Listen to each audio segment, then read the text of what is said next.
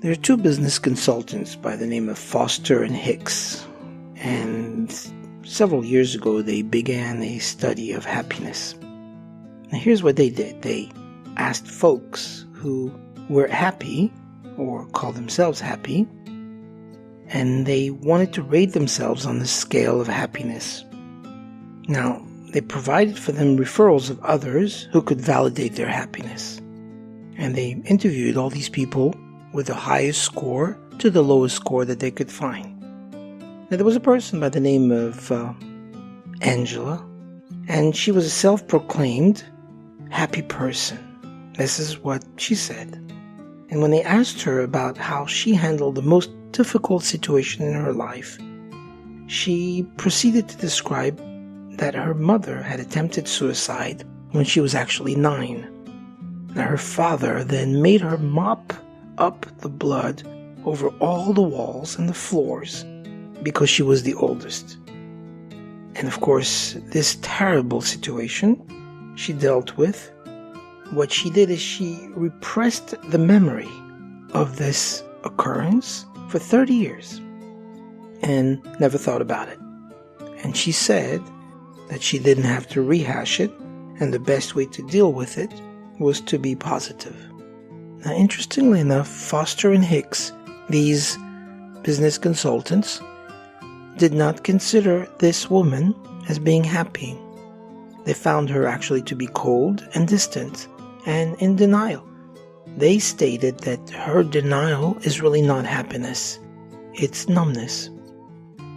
You see, they discovered through their research that if you dive into negative feelings head on and you experience them deeply, but you don't censor them in any way, you don't deny the emotions or the feelings or the pain that you feel from things that happen to you, you get to move on.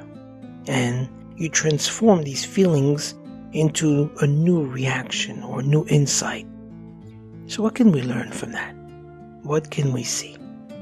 Well, there's a concept that says the 10,000 joys and the 10,000 sorrows have to be felt before you can move on.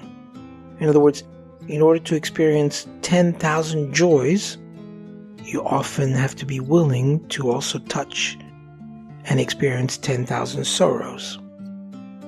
And otherwise, you will become like this person who was numb to life without going through it. In order to go through life, you have to be able to let it go through you.